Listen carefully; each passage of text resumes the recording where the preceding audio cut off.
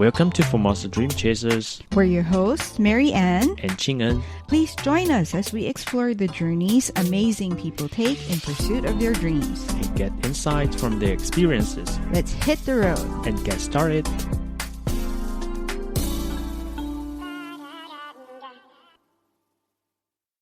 Hello and welcome to Formosa Dream Chasers. Today I have a very, very special guest who also happens to be a longtime friend of mine, Ilon Huang, who I met when I first came to Taiwan to study Mandarin, is here on the show. Currently a German language lecturer at the National Chengchi University and Soochow University. You might also recognize his voice as he also hosts programs for Radio Taiwan International's German service. Hello, Ilon, and thanks for joining me today. Yeah, hello, Mary Ann. Thanks for inviting me, and I'm really happy to hear you. No, I'm really happy to speak to you. And yeah, it's been a long time that we've known each other. Wow. Yeah, that's true. That is very true. So before we get started, since a lot of our audience don't know you, could you briefly introduce yourself to our audience? Yeah, you mentioned already the most important things. At the moment, I'm teaching German I'm a German language lecturer at two universities here in Taipei, National Chengchi University and Soochow University, and my main job is being a journalist, a reporter for Radio Taiwan International for the German department. I'm originally from Germany. I was born and raised in Germany. I'm half Taiwanese, half German. Yeah, my father's from Taiwan, my mother's from Germany, and yeah, that's my connection. So that's why I have a connection to Taiwan. And yeah, I've been here in Taiwan for like almost 25 years with a break in between. But I came here in 2000 to study Mandarin, and originally my plan was to just stay here for 1 or 2 years, and then yeah, I found a job. I found a legal job, and I found my wife, and so that's why I'm still here. So you mentioned that, we did talk about how you and I first met when we were studying Mandarin, but what first inspired you to learn Mandarin in the first place and come to Taiwan for it? Basically, because I always had a connection to Taiwan and to Mandarin, or through my father. Like when I was young, my father tried to teach me Mandarin, but I was too lazy, and I didn't think I had actually no motivation to really learn Mandarin, because whenever I talked to cousins of mine, they were able to speak English. So I'm like, why should I learn Chinese?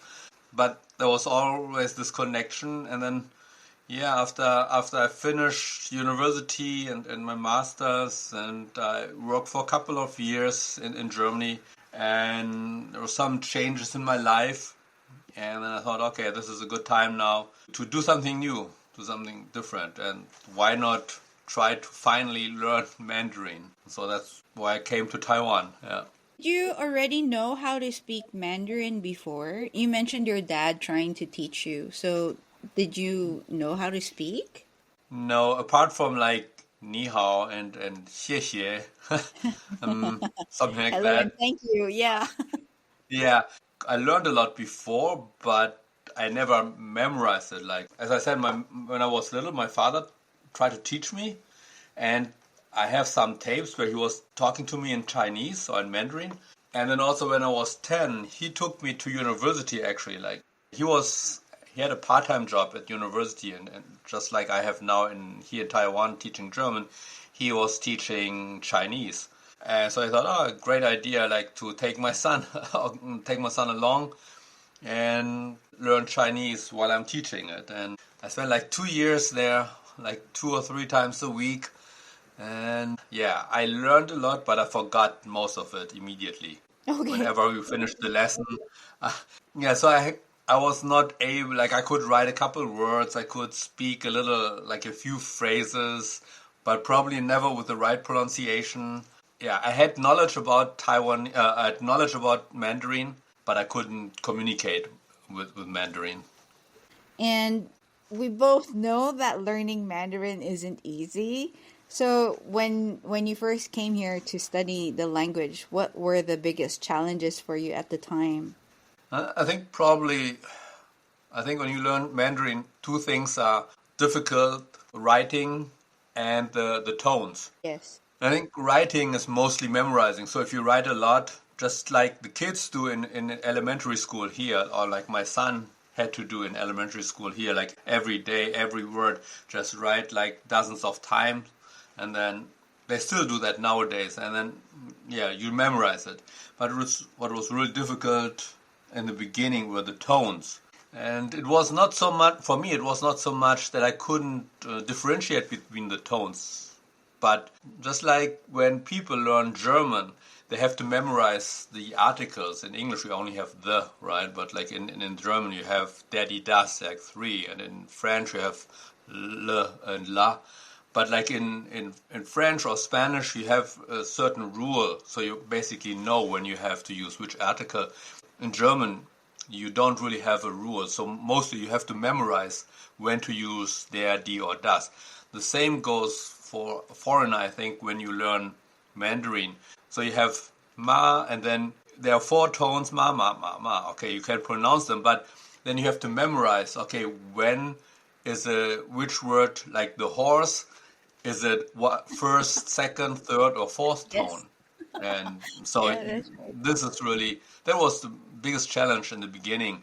I remember like once we had a lesson and the teacher asked us, what did you do last or yesterday in the afternoon? And of course I want to say, oh, I was reading, but I ended up saying cutting trees.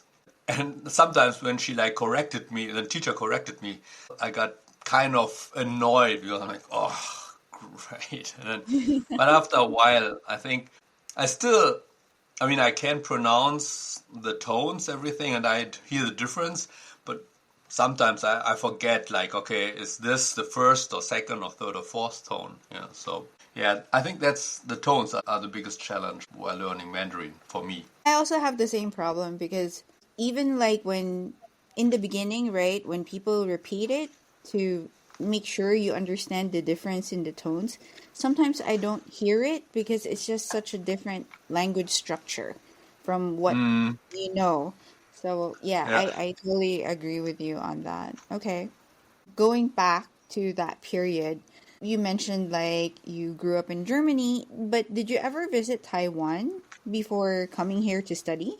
Yeah, I visited Taiwan like three times before, like 1977 when I was a little kid, like elementary school, and then the next time in 1994 when I was a student in university, and then 1999, just before I actually moved to Taiwan in 1999, we had a family trip to Taiwan.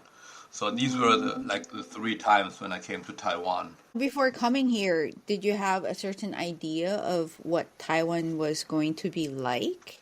Like when I came here to study the year before, I spent the summer here, so I had a pretty good idea how it looked like and like how the people are. And I grew up with Taiwanese food because my father would prepare Taiwanese food all the time. Like we would eat German and Taiwanese food at home. Like my mom would usually prepare German dishes and my father would prepare Taiwanese or Chinese dishes. So I knew how Taiwan looked like. It looked totally different from 1977. I was a little Sure. boy then, but at that time, 1977 Taiwan was very different from the 1990 Taiwan and nowadays Taiwan. But yeah, when I came here in 1994, what surprised me when I came here in the 90s, I thought like, oh, this looks like an American Chinatown. You know, because I had been to the US before, like I went to school there and stuff, and when I came here, I thought like, wow, okay, this looks like there are a lot of Chinese or Taiwanese running around here. And then you have these Chinese buildings or like, yeah, old, like the temples, and then also some Japanese buildings in between. But then you also have all these American stuff. Like that was in 1994 when I came here. And I noticed, oh, there's Domino's Pizza. And like when my cousin asked me, like this one lunchtime, she took me around and she asked me, okay, where do you want to have lunch? And I'm like, oh, there's Domino's Pizza. I love Domino's Pizza. I wanna have lunch there. And she was like, you come to Taiwan to have Domino's Pizza for lunch. I'm like, Because at that time there was no Domino's Pizza in Germany, but I knew it from the US. And I'm like, oh, great. But yeah, so that was my impression. Okay, Taipei at that time looked to me a little bit like a Chinatown. Being a child of mixed cultures, as you mentioned, having a Taiwanese dad and a German mom, and also growing up in Germany, when you first came to Taiwan, then were there certain cultural differences that you found surprising, or not really, because you already had an idea coming from this mixed culture family?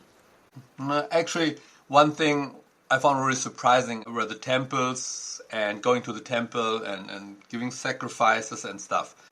Because, like, my wife always blames me, okay, you don't know about, or you don't do this, or you don't like to go to temple because you grew up in Germany. But it's because actually my father and my grandfather, they also never went to the temple. So actually my father's family here in Taiwan, they don't go to temples and stuff. So this is just because my grandfather already said it's like superstition. So we don't go to temples and stuff. And so temples for me was not a real thing, or it was like some architectural thing. But when I came here, I noticed, oh, okay, we do the sacrifice, we burn incense and stuff, and you go to temples and stuff. And like, I think that was the biggest cultural difference. I understand. And then you mentioned that you've lived in Taiwan for around 35 years now. 25 years. Did I get that wrong? It's 35, right? No, 25. Oh, From 25. 2000. My bad. Okay, 25 years. Sorry, I misheard you. Okay, 25 years then. And deciding to come here to study and shifting that perspective or decision to actually living here are two different things. At what point did you realize that you wanted to stay in Taiwan longer?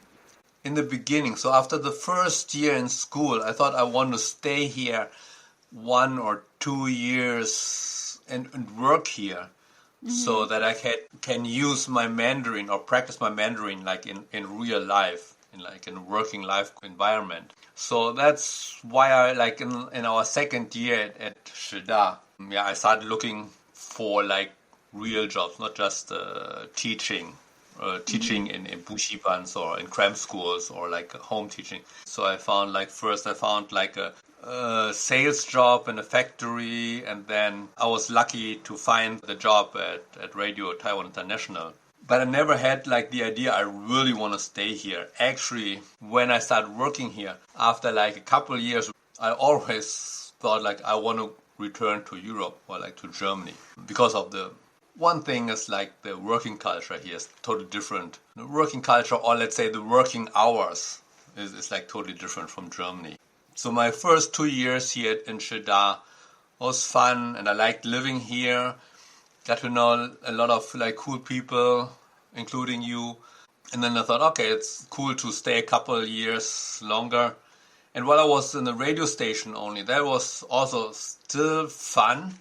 But then I thought, like, because I have a business background, I thought, like, with business background or like MBA, I should actually work in a real company. And so I got a job in a software company and later in a bike company. Then it started like become really stressful. Working here became really stressful. So I always thought like of returning home, returning to Germany. I never really thought of like, yeah, this is great. I want to stay here in Taiwan.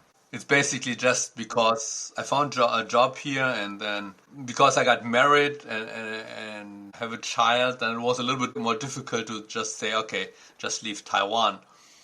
Because actually, if you move a full family, you have to have some kind of security. I cannot bring my family back to Germany while I'm unemployed. I mean, like, we moved to Germany like for 5 years and then came back because my wife, she wanted to come back, also like to take care of her mom and stuff. But it was difficult to move from Taiwan to Germany just because I needed to find a job first. Okay. So, yeah, I never thought of like, oh, I really want to live here for a long time. Yeah. I understand. You mentioned that the working culture here in Taiwan is very different from the one in Germany. Could you elaborate a little bit more on that? Because, like, for me, I don't know what the German culture is like. So just to give me a little bit more context. Yeah, the thing is, what's really the difference is, or for me, is the working hours and the vacation time, like annual leave and stuff. That might also vary in Germany from company to company, but basically you have like annual leave of like 30 days a year, plus minus. And then here, when I came here, I'm like, oh, in the first year you have 0 days. Great. And every time you change companies, it starts from zero. And then this one time when I came to a new company here in Taiwan, it said, like on my annual leave on this sheet, it said 8. And I'm like, whoa, the first year, 8 days. And I looked again and I said 8 hours. Oh, okay. So we are my first year at 8 hours. And so one thing, like not having like real annual leave. And then the other thing is like the long working hours. Of course, it also depends in Germany which kind of company, but usually don't work till 7 or 8 or 9. Like especially in all my companies here, regular companies, I would often work till 7, 8 or 9. And sometimes the company said, please, for some time we need you to take on a second position. So that made me like stay like until late at night, 10 or something like that, which is actually very common here in Taiwan, especially in the IT industry. When you go through Neihu, this is like one area in Taipei where you have a lot of software or IT companies. When you go through Neihu, like through certain areas at night, 9 or 10, it's all dark, but then you see a lot of offices still have lights. Yeah. Lights are still on. That's because the engineers are still working there. So long working hours is that was for me the biggest problem. Like a lot of people say, one big difference between Germany and Taiwan is like, okay, in Taiwan the boss is the boss and everyone has to follow him and his opinion is the only opinion that counts and stuff. That's true in a lot of times, but then a lot of people say in Germany it's totally different. But honestly, it's not that different. I mean, it depends on the company, Like my first job, I had a really nice boss, like who would listen to everyone and like gave us a lot of freedom. But when I came back to Germany, my job there, the boss, he was like a dictator, basically. So he would abuse people, not physically, but verbally and stuff. So this is not such a big difference. And so we always say that a lot of people say, okay, in Germany it's much freer and everything. But in my opinion, it's not that true. I mean, we have more laws. The union is stronger. So the workers are more protected in Germany until now. It changes a little bit because of some new idea or neoliberalism and stuff. Yeah, anyways. So I think the big difference is that the worker union or the unions are stronger in Germany, so the workers are more protected in Germany than they are here. But the relationship between workers and boss is not so different, actually. It's not as different as people think. Okay. Between Taiwan and Germany, I mean. Shifting a little bit to something you mentioned earlier, again, talking about transitioning from being a student to settling down in Taiwan and then building a life here. You mentioned that your wife is Taiwanese and then you have a son. And living in a different country is different to actually settling down here and then living together with somebody of a different culture as well.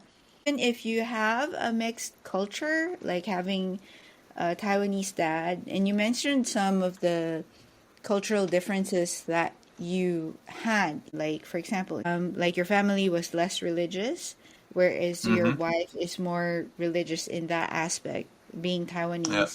Were there any other instances where you felt you had to adjust in terms of like these cultural differences?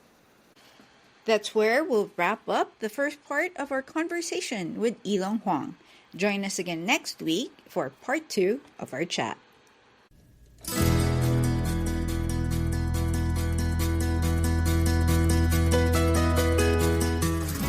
This is Ching and Cho and Mary Ann Shoko. See you guys next week. Bye.